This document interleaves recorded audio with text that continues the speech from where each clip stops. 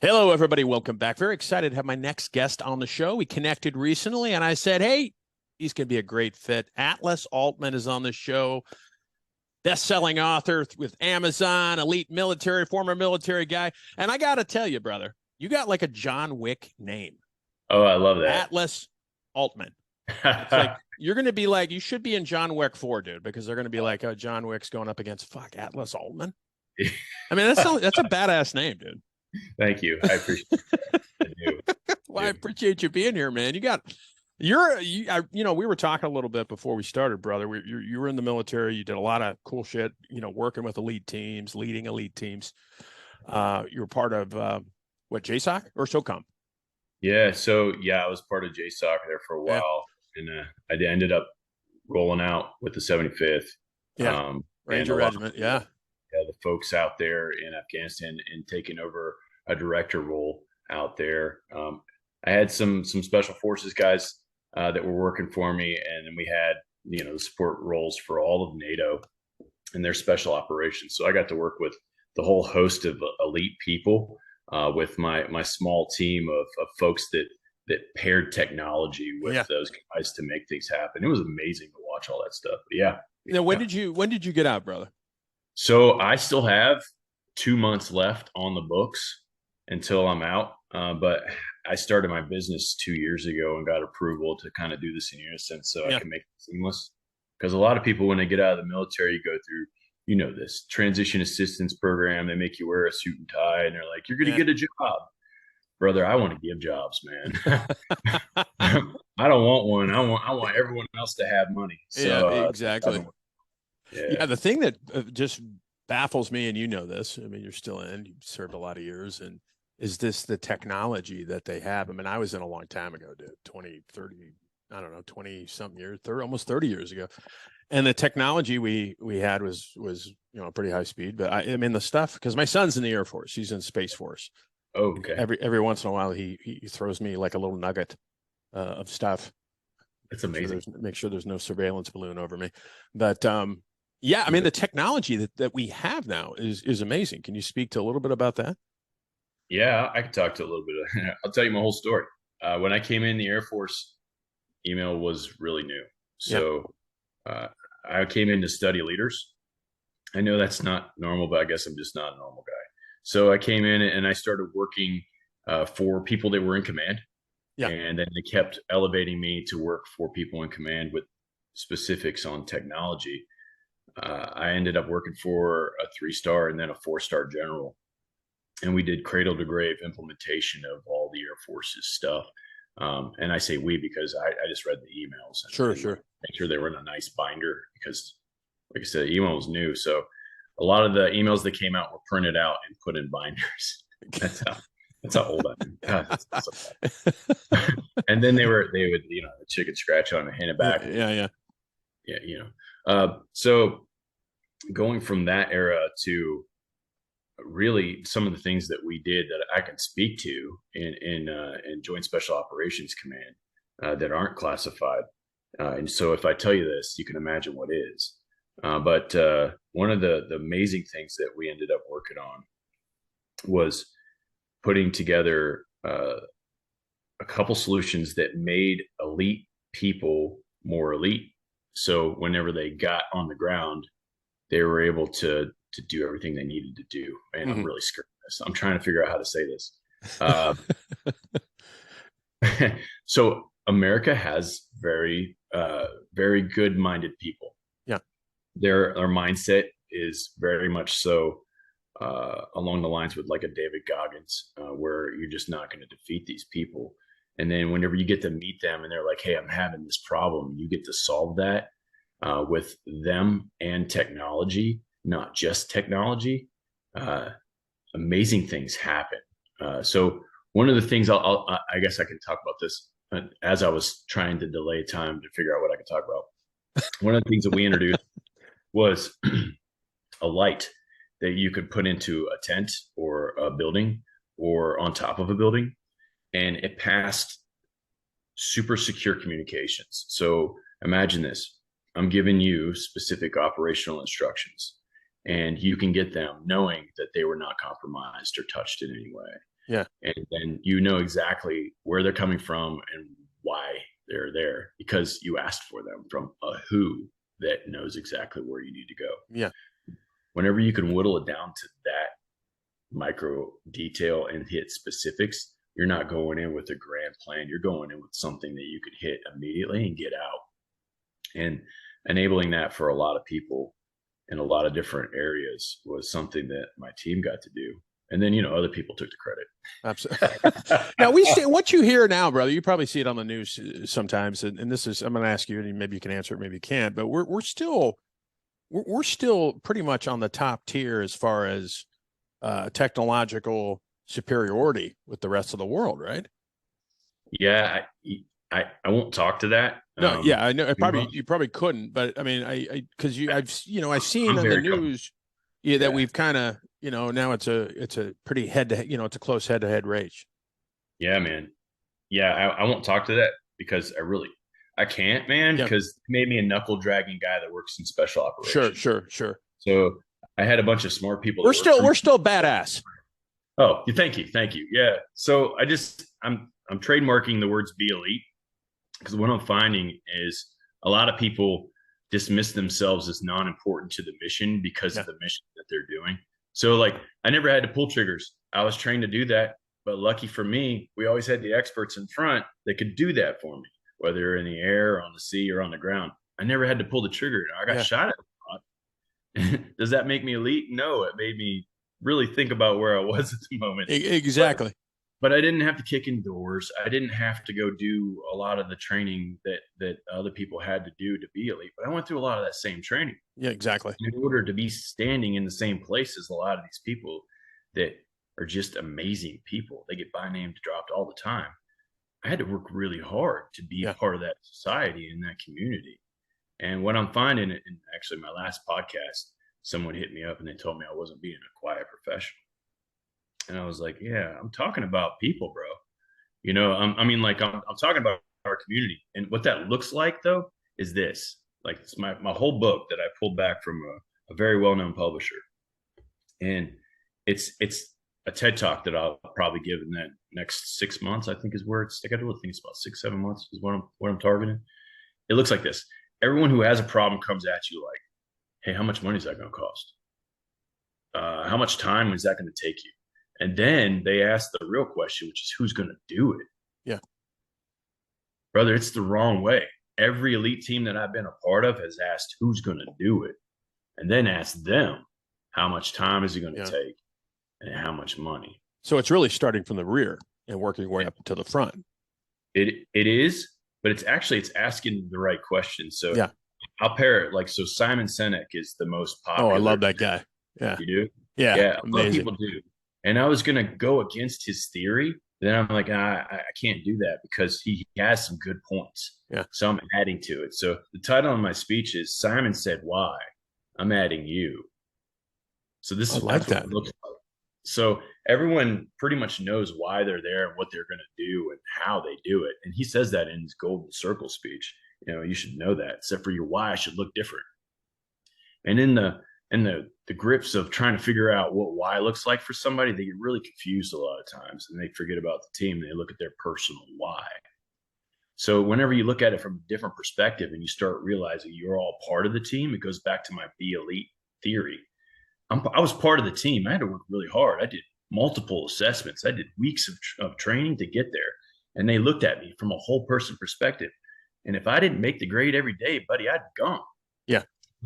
And they expected more elite results from me than they expected from other people, because if my stuff didn't work, movies got made. Lone Survivor is a prime example. Yeah. We paired people with technology, so if that event ever happened again, there would never be a movie or a book or a bad situation. We wouldn't learn new things that we didn't want to learn. We would add on to the capabilities. But back to this theory, it's who, man. And really, whenever you figure out the who of you, who you are, you can add into the team and fold into the team and make that team elite. I love it. And I think the problem, Atlas, and I agree 100% with what you said, brother. There's no, I was raised in that mindset. I was in the military, law enforcement. It's not a solo game. It's a team Right. sport. But I think Yeah. a lot of people struggle with trying to identify, okay, who the hell am I? Mm. What's my mission? I mean, why am I here? The age old question. I think a lot of people struggle with that. And to be quite honest, I did for a while. Okay, who Yeah. the hell am I? I mean, what am I trying to accomplish? So I think what advice would you give to people out there who are really struggling with their identity? Because it Yeah. seems like a lot of people out there, it's just like fucking, okay, they get up, they go to work. It's like Groundhog Day every day. Yeah. And they're You're not right. becoming their best self. They're not tapping into that inner power. Yeah, I have a couple things for that. One, we're getting ready to do a conference next month in Phoenix, Mm-hmm. where we talk about how to tap into your authentic self as a mid to senior level leader. Because I've been around people. I mean, I was around the president Absolutely. of the United States. I was around Secret Service details of all kinds, and I saw them all operate in their own different factions at an elite level, right? So everyone gets hired to do a specific job, and then they wonder why they're doing it a couple months after it's not exciting anymore. So this is what I always say with authentic pursuits. As men, we grew into our voice. Like little me was like squeaky, and then I popped and squeaked, and then I turned into this guy, right? Yeah. But during that journey, I was trying to figure out how to be this guy. So I would try to mimic my dad. I would try to mimic my uncle. I would try to mimic people on TV, and I was always mimicking people. Sure. People were annoyed. There's a period of the tween age, the teenage, where you're trying to figure yourself out, and then for me and most people, I'd imagine those periods are when people are like, what are you doing? Like, you're Yeah. annoying. And they're trying to figure it out. They just can't, because they haven't figured out their own voice. And then one day they just realize, I just need to be myself. And bam, it happens. And everyone Absolutely. likes them again, right? And that's called high school and college, where you're starting to, you're like, okay, this is what I want to do. This is who I am. These are my Mm-hmm. values. And then you pull that into something that's extremely important, which is who you are in the world, who you are on a team. And you only get to do that through trial and error. You can take pieces and Absolutely. bits from everyone, but you have to make it yours. And so that's dude, I that's my love it. book, man. That's my book. So I love it. Oh, so that's a perfect segue. Talk yeah, about your book, dude. that's my Best-selling book. author on Amazon. Go Yeah. ahead. Yeah. All right. So I wrote a book, and it's like 30 years of everything that we did in my career through all the elite teams. And my son's talking to me about it one day, and he goes, "But Dad, how am I going to make money?" And I go, "Well, you should get some makeup and a clown suit and figure out how to do the balloony animal thing." He's like, "Dad, seriously?" Yeah, I'm being I'm like, serious. I'm like, write a kid's book, man. I was like, "You can do what I do, just write a kid's book." He's Yeah, like, yeah. "So are you going to write a kid's book?" I'm like, "Yeah, I'll write a kid's book." And I was like, "I don't speak French. I ain't no we in this. I'll figure out what he's going to do." Yeah. So he was serious, and I ended up writing this book, and everything was just super quiet. This perfect writing environment, but I couldn't get anything out of my head. So I'm looking at the wood grain of this table that I usually eat at. It's the loudest thing in the room, man. Is this wood grain? That's a great Yeah. environment for Yeah. writing. Yeah. Yeah. Nothing was coming out. So my little dog, I have a little Shiba Inu. It looks like a fox. It stops and looks at this Amazon box that was laying on the floor. And I was like, "The Fox in the Box." I got my title, whatever. I wrote it down. I'm like, "What am I going to write about?" And so, what do you write about, man? It's like the training that you went through, all the stuff that you experienced. How am I going to convey that to future generations? And that's what I wrote about, man. Yeah. I wrote about leadership. So I broke it down into Leadership 101, and I published it. And he helped me with the editing. Man, the next day I was a best-selling author. I was That like, is. wow, this kid's leadership thing is something that the world needs. Did you ever imagine yourself No. as an author? Did you Well, ever? I mean, because no, did bro. you? I mean, failed in high school. The only thing I was good at was fighting. I mean, I went in the military. I was a bouncer. Yeah. I Yeah. was really good at fighting. Not good at writing. And then one day, I was sharing stories like what we're doing, and someone's like, "Dude, you should write that down." I'm like, "Yeah, whatever." I was like, whatever. I just waved my hand. I think everybody has a book in them. at some point, And especially military and especially first responders. dude, I'm so glad we're talking about this. I agree. And so I did two more books. I have a series of books now on leadership for kids. And it's a leader's kit because everything we do in the military is a kit. You have a different Yeah. kit for everything. So I have a kids kit, and I have an adults kit, and I have a speakers kit, and I have all these kits, right? But those are the books that are published. The next one's getting ready to come out in a couple months. Is Rule of Three. It's what I just explained. But I was talking to people who made it to the national stage because there was this thing called the Great American Speak Off, and they filmed it for TV, and it's like America's Got Talent, American Idol, crossed with TED Talks. And we competed against each other, and I got like a golden ticket to go compete in Miami in December. That's awesome. And I made it to the top 150 out of what I guess they are now calling 30,000 applicants. Holy shit, dude. So yeah, so we're down there, and I'm talking to all these people that won, 150 of us in a room, and everyone's got these amazing stories, and most of them have just blossomed with success because of their book, and everyone's able to take who they are and put it into something that turned into a speech, right? And what I found was, and it's so true, everyone has a book in them.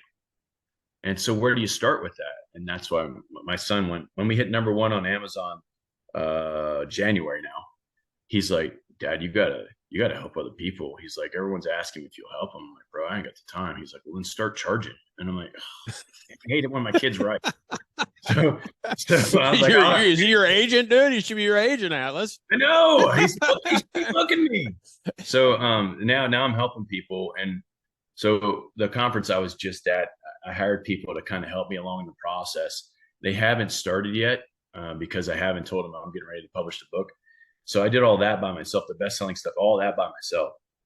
And I still want these people to help me because, brother, adult leadership is actually a category. And that's a hard one to break into. So these guys are giving me masterful advice that I wouldn't fathom trying to do this alone.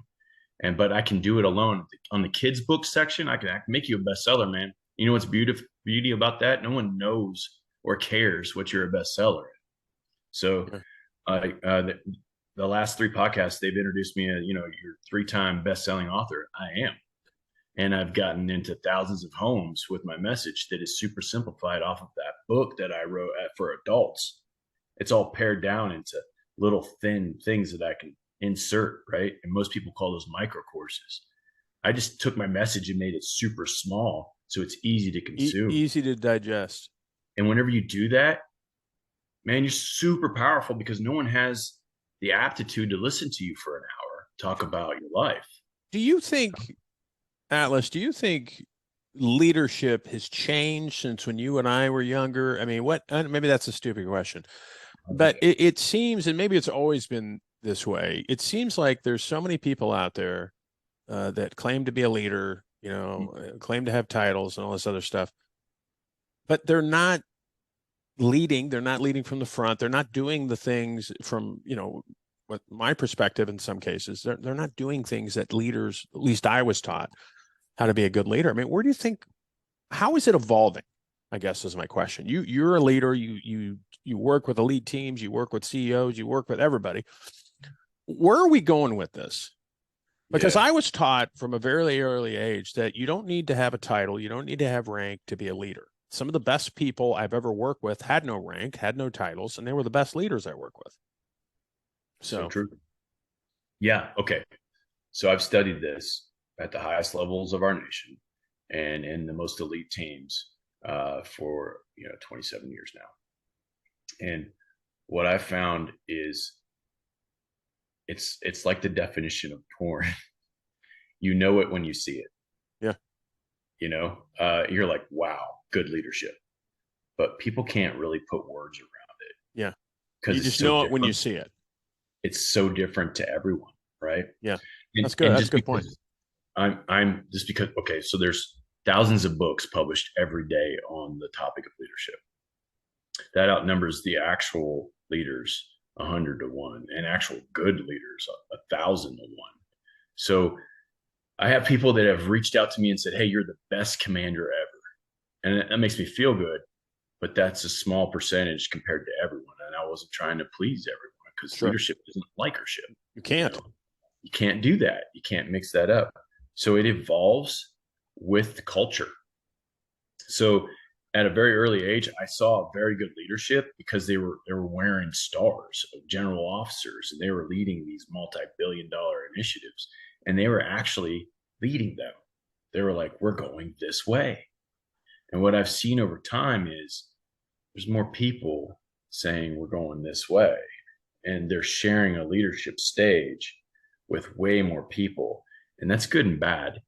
It's good because it empowers the lowest level person who is the expert to do whatever it is that they need to do to get the mission done. It's bad because it introduces a lot of voices that sometimes conflict with each other. Sure. So the higher you go, your job is no longer direct tactical leadership. It's more vision and like the end state is Yeah. here. Yeah. And like however we get there, I don't care. That's how it's evolved over the last 3 decades. It's people were very specific. You will do this, you will do this, you will do that. Yeah. And it's turned into can you do this? Can you do that? Absolutely. Can you do that? Yeah. And then the answers come back and you get a real assessment that way. You really do. Yeah. But you get a different look at leadership because the culture has shifted. Well, and The I guy, like what oh, go ahead, brother. the guy at the top still has the stick and he's still responsible for whatever happens. He's just changed the dynamic based off of the audience and how they're going to receive it. Well, and I like what you said about, you basically what in a portion of that, it's either adapt or die. So everything's constantly changing, especially with technology. We're constantly evolving. Doesn't matter what you're doing out there, military, first responder, whatever. We're constantly changing. So, and I saw this in my career, and you've probably seen it, obviously in the military, is okay. The people who are unwilling to change, they're the good old boy network or whatever you want to call it, they kind of die on the vine, and then they get replaced because it is constantly evolving. Who knows what leadership will look like 50 years from now? It's so true. You know what I mean? So true. Yeah. But again, it goes back to, leaders are readers, leaders are writers, leaders are communicators, what we're doing here. I mean, how many times have you seen leaders get up and actually do something like this repeatedly? And they do this in the boardroom where it's safe. But like, getting on a podcast and potentially getting asked a question that you don't have an answer to is not something leaders are willing to expose themselves to as much as they used to. Yeah. Because guess what? They did have the answer. Well, and every good leader I've met out there, men and women, the one feeling I got, and this, or I'm assuming you know it, is they believed in themselves. They had self-confidence. They weren't cocky or fucking arrogant, don't come near me kind of stuff, but they had that belief. It was intrinsic. You could feel that energy that they were confident, not overly confident, but they believed in themselves. And I think that's lacking with a lot of people now. Going back to what we were talking about, earlier is that going back to, okay, what's my why? Why am I doing this? And I think a lot of people struggle with that. Yeah. And I'll turn that right. I'm going to use an example that we could both relate to. So when I was doing advanced weapons training, they taught us different ways to shoot and how we could maneuver in order to get more accuracy. Sure. They didn't say for men, do it this way, and women, do it this way. And I had one woman in my course this last time, which that's a whole different topic. But she was in intelligence, so she was coming out with the teams. And so she had to get the same training in case she had to pull the trigger. And what I see is a lot of people will get nervous and try to do what everyone else does and wonder why it doesn't work. It's the same topic, right? It's like the range will teach you how and what the range looks like and what the expectation is. And there's safety and there's rules to the range. But at the end of the day, that gun is as lethal as your career is whenever you try to swing it around and act like everyone else. So why I'm telling you that example and why it's important is you have to figure out who you are as a shooter. Sometimes it's a weaver stance, sometimes it's a block maneuver. It doesn't matter how you shoot the weapon well. If you know how you shoot and you can employ the weapon, then you can do that again and again and again and have the same bullseye result. You have to figure out who you are. Not why. I mean, I agree with the whole reason why I'm shooting is so that I can be part of the team. Sure. But in order to be the most effective part of the team, I have to figure out what I am doing as a who on this team and who I am there. So it's the same thing. It's pairing those two together. It makes it super elite force. And I like what you said about, I think a lot of people out there, I've caught myself doing it too. They say, I want to be like that person. I want to be like that person. No, why don't you just be you? Why don't you just be Patrick? Or why don't you just be Atlas? Because there's only one of you, right? There ain't nobody like you ever. There's never going to be anybody like you. So why don't you just be you? And I've struggled with that sometimes. I want to be like that person. I want to be like that person. I want to be like that person. But then I have to get grounded again and say, I'm fucking me. I got to be the best at me. I got to be a champion for me, right? I got to be my own cheerleader. Yeah.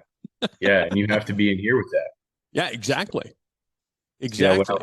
When I was at Bragg, I'm calling it Fort Bragg because that's what it was called. Fort Liberty, dude. God, you're going to get me in trouble. You're going to get me in trouble, Atlas. No, I'm just kidding. I'm always going to call it Fort Bragg. For those listeners out there, we had a little side giggle before we started. They renamed Fort Bragg, but it's still Fort Bragg to both of us. Ooh-ah. Yeah. So when I was there, I took a Goggins challenge, and I did the 50 miles or something? Yeah. Dude. 4 miles every 4 hours for 2 days straight. And what I found, I love those things, by the way. I love every challenge like that. And if you're a fan of Jose DeSanco, the guy who created as Spartan races, he says, if it's something I don't want to do, I have to do it. Absolutely. So when I heard about that, I'm like, oh man, I got to do that now. And then, I felt the force on there. So smart Air Force guy. I got a dietitian, I'm like, hey, how do I, and he's like, dude, you're not going to want to eat after about 24 hours. You got to eat, and I got my strength coach because we had one of those, and I had my physician, and they were like, these are the things you need to do. Right. So, I pulled the team together to find out a new version of me. Cause at the end of that race, I'm going to be a new person. I'm going to realize where my boundaries are. I'm going to know where I'm at, but I'm also going to grab that ego and put it in check for a minute because I'm going to absolutely getting there.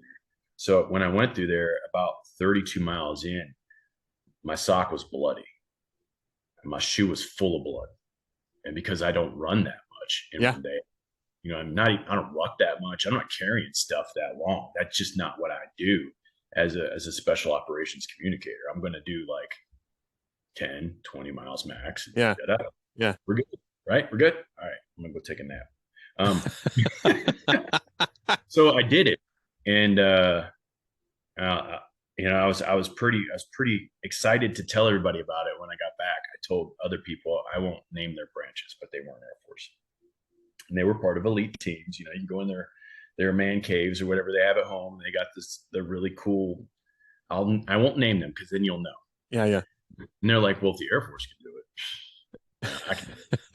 How about this, Patrick? One of them ended up in the hospital. And the other one quit at mile 20. Jesus.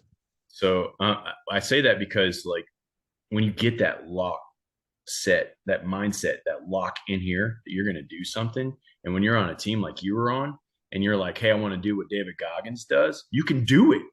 You can absolutely do it if you have the right mindset. Absolutely. And I'm like, how do I do that? I need to consult the professionals to make sure that whenever I do it. I don't stop. Well, I think Goggins was the one. You correct me if I'm wrong, Atlas. Wasn't he the one during his last time at Bud's? Because he went through like 2 or 3 times, I think, if it's the same team guy.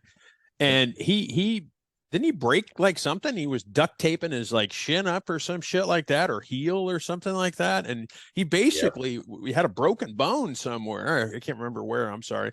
But he basically went back to that willpower, you said, going back into the mindset. I'm going to fucking do this.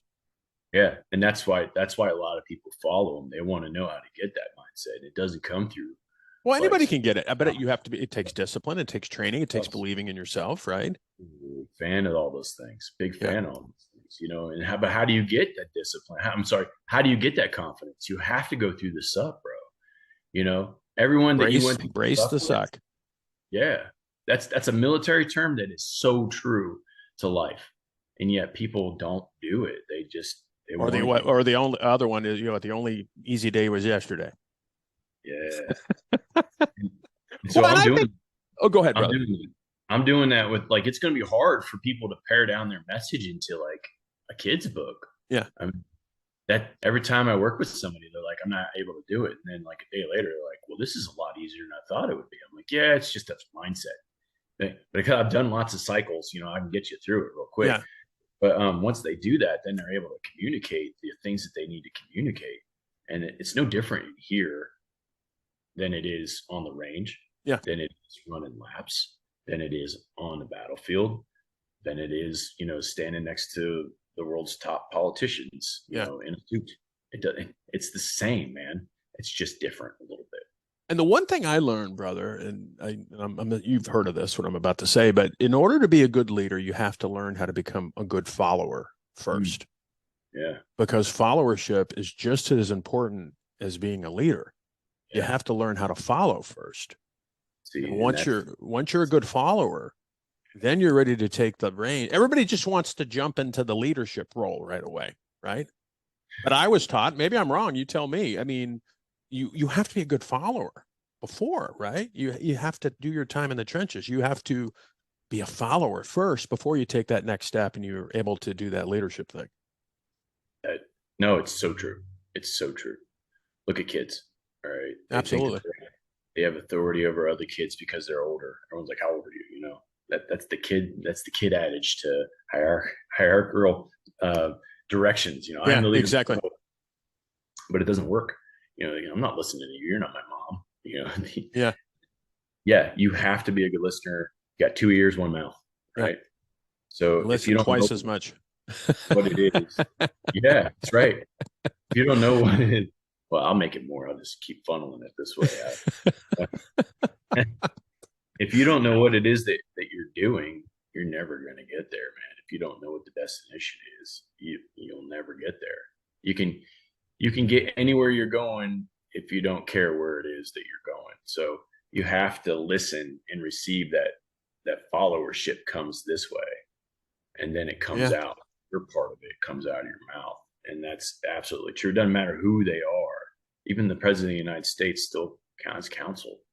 You know, still listening to people who are smart in the things that he's not smart in. So absolutely, you have to be a good follower to be a good leader, but you're also being a good follower when you read. You're also being a good follower whenever you share lessons that you've learned. Absolutely. It's sharing that wealth like you're doing.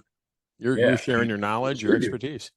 Yeah, I mean, it's exactly like we need more of these people that are willing to do this and step out of their comfort zone and be like, yeah, I do have something to share. Well, I think that because people are afraid, dude. You know this. I mean, people are afraid to take that first step because they don't want to be judged. You know, they don't want people making fun of them. They don't want people, you know, they're fearful. They got the ego shit, all the stuff that you and I probably been through. I know I have. But it's like, okay, if you don't make the decision to better yourself, you don't believe in yourself, somebody's going to make the fucking decision for you. Mm-hmm. And you're probably not going to like it. You're not going to like it at all. I have a story on that. One of my former family members is just not with me anymore. I'm sorry to hear that, bro. She told me the story. Yeah, she was married to a law enforcement, a border patrol agent.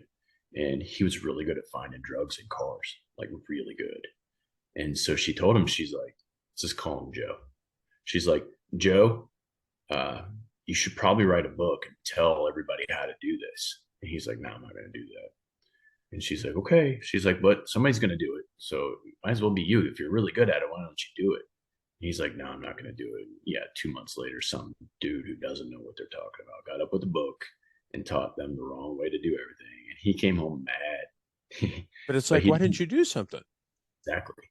And you know how many times this story is probably replayed in people's family? Yeah.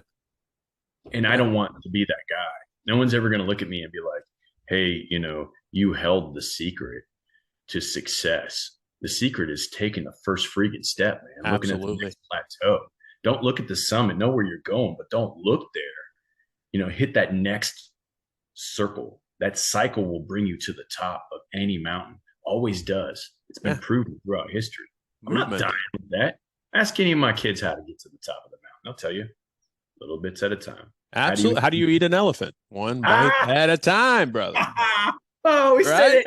oh man, you owe me a virtual Coke, man. We said at the same time. Well, it's like, you got to keep movement is life. You know that. Look, get off the X. And people don't know what that means. It's a military term. Standing on the X, you can't stand on the X. You got to get the hell off the X. Movement is life. That's right. Yeah. Movement you can't is stay life. at the top of the mountain either. The air is thin and there's not enough real estate. So once you get there, you got to find another mountain to climb. Absolutely. Yeah. Atlas Aultman, brother, you are amazing. I'd love to meet with you since we're like 10 minutes away from each other. We gotta go for coffee, brother. Heck yeah. I know your book's on Amazon. Any other links, any other things that I can put in the show notes where people can get a hold of you, brother? Yeah. So Speak Up AZ is something we're putting together. It's going to be, looks like quarterly event where we help people figure out their message, get better stage presence. And I got a partner of mine named Randy Landing. He actually beat me on the national stage and came out. We did a private event last month, and people are calling out the best professional development they've ever had.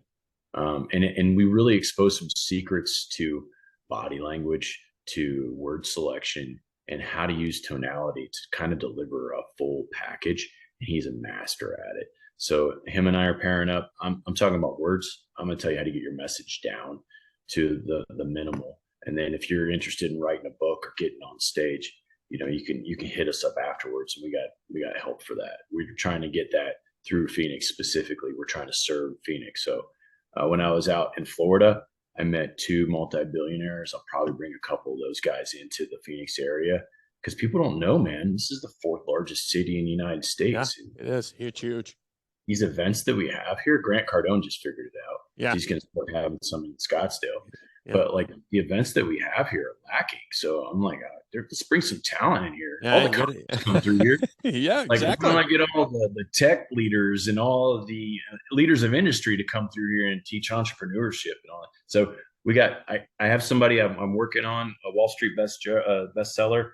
I think I have him booked. He just hit his book hit, and the next day he was a Wall Street bestseller, and he talks about small business loans. So I've been talking to him. I'll probably bring him out. He's on his way. And then I have a couple billionaires. So that's speakupaz.com. And then my website is leaders-kit. So I've been working on leadership my whole life.